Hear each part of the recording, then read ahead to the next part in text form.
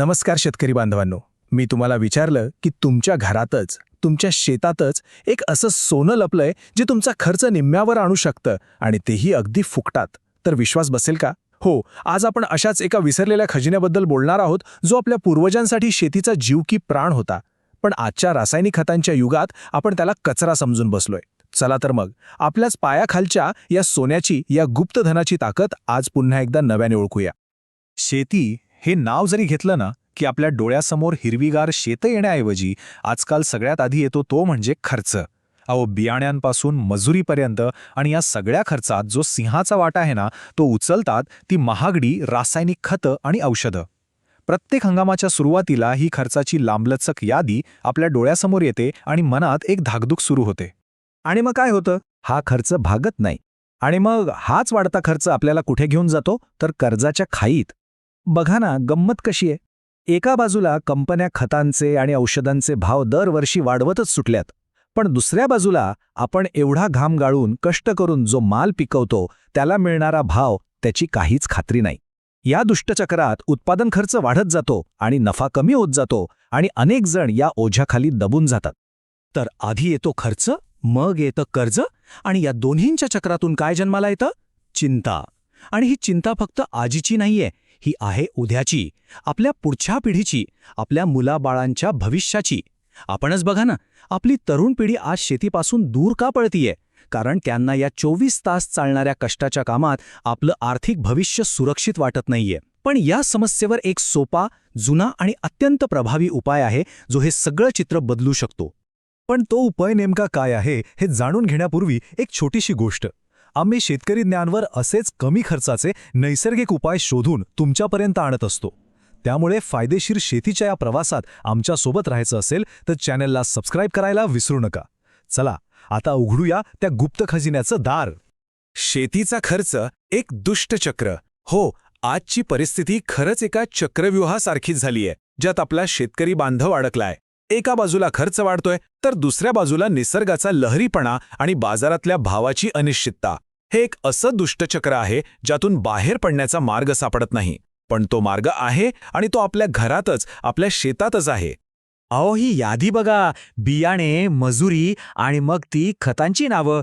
DAP, urea, potash, मायक्रोन्यूट्रियंट्स, आणि मग रोग आला की बुरशीनाशकं, कीड आली की कीटकनाशकं. अरे बापरे, ही यादी कधी संपतच नाही राव.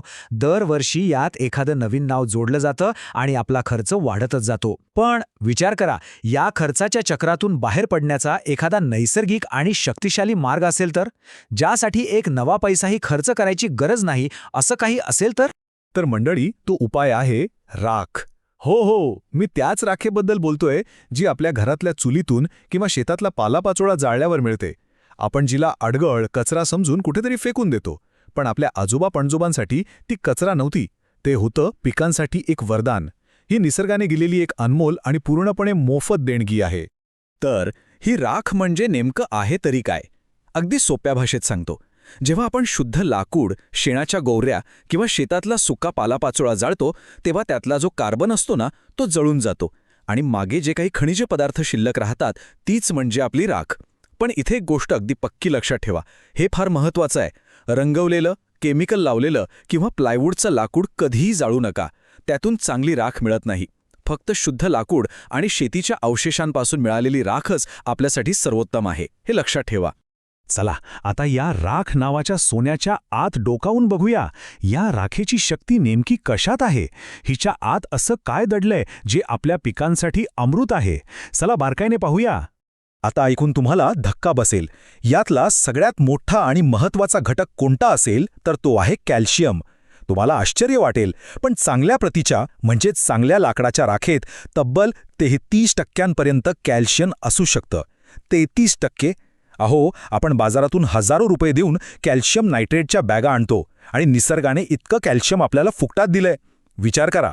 आता हे कॅल्शियम करतं तरी काय? अगदी सोपं उदाहरण देतो. जसं आपल्या शरीराची हाडं मजबूत व्हायला कॅल्शियम लागतं ना, तसंच वनस्पतींच्या पेशींच्या भिंती, ज्याला आपण सेल वॉल म्हणतो, त्या मजबूत करण्यासाठी कॅल्शियम लागतं. आणि विचार करा, ज्याची भिंतच मजबूत आहे त्याला कोण हात लावणार? जेव्हा पिकाच्या पेशींच्या भिंती मजबूत असतात तेव्हा ते पीक नैसर्गिकरित्या ताकदवान बनतं. ते कीड आणि रोगांचा हल्ला सहजपणे सहन करतं. आपल्यापैकी अनेकांनी पाहिलं असेल नाही का, टोमॅटोच्या पिकात फळं खालून काळी पडून सडू लागतात. त्याला ब्लॉसम अँड रॉट म्हणतात. हे दुसरं तिसरं काही नसून कॅल्शियमच्या कमतरतेचं लक्षण आहे. राखेचा नियमित वापर ही समस्या मुळापासूनच संपवून टाकू शकतो. बरं, गोष्ट फक्त कॅल्शियमवर थांबत नाही. यात अजून एक हिरो आहे, तो म्हणजे पोटॅश. राखेत साधारणपणे 3 ते 5% पोटॅश असतो. अरे वा, म्हणजे आपण बाजारातून जी म्युरेट ऑफ पोटॅशची ती लाल रंगाची MOPची बॅग हजारो रुपये देऊन विकत आणतो, तेच काम ही राख करते, तेही फुकटात. काय कमाल आहे बघा. आता हे पोटॅश काय जादू करतं? तर पोटॅशचं मुख्य काम आहे पिकाची क्वालिटी म्हणजे गुणवत्ता सुधारणे. फळांचा आकार वाढतो, त्यात गोडवा येतो, फळांना एक जबरदस्त चकाकी येते, रंग सुधारतो आणि महत्त्वाचं म्हणजे त्यांची टिकवण क्षमता वाढते. कांद्याला जो तिखटपणा येतो, बटाट्याचा आकार मोठा होतो, फळांची चव सुधारते, ह्या सगळ्याच्या मागे हा पोटॅशच असतो. आणि गणित सोपं आहे, जे दिसायला आणि चवीला चांगलं त्यालाच बाजारात चांगला भाव मिळतो. म्हणजे पोटॅश थेट आपल्या खिशात पैसा आणतं. बरं, आता राखेमध्ये किती ताकद आहे हे तर आपल्याला कळलं, पण सगळ्यात महत्त्वाचा प्रश्न येतो की तिचा वापर शेतात नेमका करायचा कसा? कारण बघा, कोणतीही गोष्ट कितीही चांगली असली तरी तिचा योग्य पद्धतीने आणि योग्य प्रमाणात वापर केला नाही तर पाहिजे तसे परिणाम मिळत नाहीत, उलट नुकसान होऊ शकतं. चला, आता आपण राखेच्या वापराची अचूक पद्धत समजून घेऊया. तर 1 एकरसाठी राखेचं द्रावण कसं बनवायचं ते नीट लक्ष देऊन बघा. एक 200 लिटरचा स्वच्छ ड्रम घ्या. तो आधी अर्धाच पाण्याने भरा, पूर्ण भरू नका. आता त्यात 10 ते 20 किलो चांगली चाळलेली कोरडी राख टाका.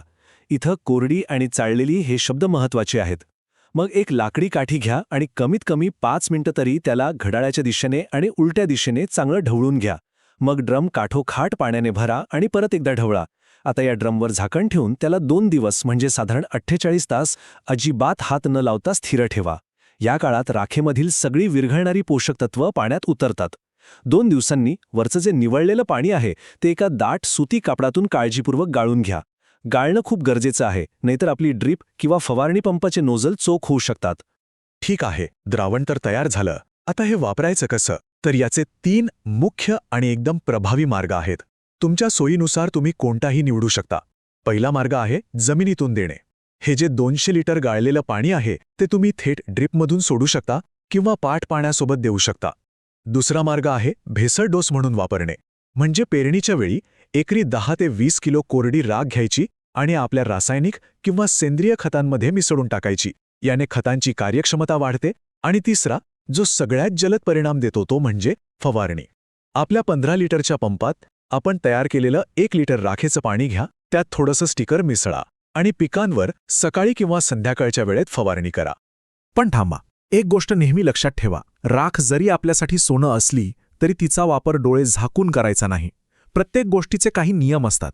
राखेचा वापर कुठे करायचा, कुठे नाही करायचा हे समजून घेणं खूप महत्त्वाचं आहे. नाहीतर फायद्याऐवजी नुकसान होऊ शकतं. चला तर मग हे सोनेरी नियम व्यवस्थित समजून घेऊया. तर बघा, काही पिकांसाठी राख म्हणजे एक वरदान आहे. विशेषतः कांदा आणि लसूण या पिकांवर जो करपा येतो, ते काळे पिवळे ठिपके येतात, ती समस्या राखेच्या फवारणीने उत्तम प्रकारे नियंत्रणात येते. त्याचप्रमाणे टोमॅटो, मिरची, टरबूज यांसारख्या पिकांना कॅल्शियमची खूप गरज असते. त्यासाठी राख सर्वोत्तम आहे. पण आता सगळ्यात महत्त्वाची सूचना, हे नीट ऐका. राख ही स्वभावाने अल्कधर्मीय असते, म्हणजे ती जमिनीचा सामू किंवा pH वाढवते. त्यामुळे ज्या जमिनीचा pH आधीच 6.5-7 पेक्षा जास्त आहे, म्हणजे जी जमीन चोपण किंवा चुनखडीयुक्त आहे, त्या जमिनीत राख अजिबात मिसळू नका. मी पुन्हा सांगतो, अजिबात मिसळू नका. हे खूप महत्त्वाचं आहे. बरं, हे ऐकून तुमच्या मनात एक प्रश्न नक्कीच आला असेल की मग काय, ज्यांची जमीन चोपण किंवा अल्कधर्मीय आहे त्यांनी राखेचे फायदे घ्यायचेच नाहीत का? हा तर त्यांच्यावर अन्याय झाला. पण नाही, थांबा. उत्तर आहे, ते सुद्धा नक्कीच घेऊ शकतात. त्यांच्यासाठी एक खूप चांगला आणि सुरक्षित उपाय आहे. उपाय अगदी सोपा आहे. त्यांनी जमिनीत राख मिसळायची नाही, पण पानांवर फवारणी मात्र नक्कीच करायची. फवारणी केल्याने काय होतं माहितीये? पोषक तत्व थेट पानांमार्फत पिकाला मिळतात. त्याचा जमिनीच्या pHशी काहीही संबंध येत नाही. हे असं आहे की आपण जमिनीला न बदलता थेट पिकालाच एक पौष्टिक टॉनिक देत आहोत. त्यामुळे तुमची जमीन कोणतीही असो, आम्लधर्मी असो वा अल्कधर्मी, फवारणीद्वारे तुम्ही राखेचे फायदे 100% घेऊ शकता. चला, आता येऊया सगळ्यात महत्त्वाच्या मुद्द्यावर, ज्यासाठी आपण हा सगळा खटाटोप करतो. पैसा. कमी खर्च, जास्त नफा. आतापर्यंत आपण राखेला एक खत म्हणून पाहिलं, पण तिचं काम फक्त इथपर्यंतच थांबत नाही. ती पिकासाठी एका नैसर्गिक सुरक्षा कवचासारखं काम करते, ज्यामुळे आपला औषधांवरचा खर्चही मोठ्या प्रमाणात वाचतो. बघूया कसं ते. राख फक्त खत नाही तर तुमच्या पिकांसाठी एक नैसर्गिक ढाल आहे. अगदी बरोबर. राख एक all in one plant protector आहे. कसं? तर त्यातील सिलिकॉन आणि कॅल्शियममुळे पिकाच्या पानांवर एक बारीकसा संरक्षक थर तयार होतो. यामुळे कीटकांना पानं खाणं अवघड होतं, बुरशीला आत शिरता येत नाही. इतकंच नाही तर ती जमिनीतील हानिकारक बुरशीची वाढ रोखून मर रोगासारख्या समस्या कमी करायलाही मदत करते. म्हणजे बघा, ती खताचंही काम करते आणि औषधाचंही. जरा या चित्राकडे बघा. हे गणित किती सोपं आहे ते कळेल. एका बाजूला आहे राख, जिचा खर्च आहे ₹0. 0. आणि दुसऱ्या बाजूला आहेत रासायनिक खतं आणि बुरशीनाशकं, ज्यावर आपण प्रत्येक एकरासाठी हजारो रुपये खर्च करतो. आता तुम्हीच विचार करा, फक्त राखीचा योग्य वापर करून आपण कॅल्शियम, पोटॅश आणि अनेक सूक्ष्म अन्नद्रव्यांचा खर्च वाचवला आणि सोबतच बुरशीनाशकावरचा खर्चही कमी केला, तर प्रत्येक एकरामागे आपली किती मोठी बचत होईल. आणि हा वाचलेला प्रत्येक रुपया म्हणजे आपला थेट नफा आहे. तर या सगळ्या माहितीचा सार काय आहे? तो अगदी सोपा आहे. जेव्हा खर्च कमी होतो तेव्हा त्याच उत्पादनातून मिळणारा नफा आपोआप वाढतो. आपल्या पूर्वजांकडे जे ज्ञान होतं ते काही अशास्त्रीय नव्हतं. ते निसर्गाच्या सूक्ष्म निरीक्षणावर आणि पिढ्यानपिढ्यांच्या अनुभवावर आधारित होतं. आज आपल्याला फक्त त्याच जुन्या ज्ञानाला विज्ञानाची जोड देऊन आधुनिक पद्धतीने वापरण्याची गरज आहे. तर मग तुम्हाला काय वाटतं? आपल्या पूर्वजांचे हे ज्ञान, हे विसरलेलं सोनं आपल्या फायदेशीर भविष्याची गुरुकिल्ली ठरू शकते का? यावर नक्की विचार करा. आणि हो, याचा वापर करून बघा आणि तुमचे अनुभव आम्हाला कमेंटमध्ये नक्की सांगा. धन्यवाद.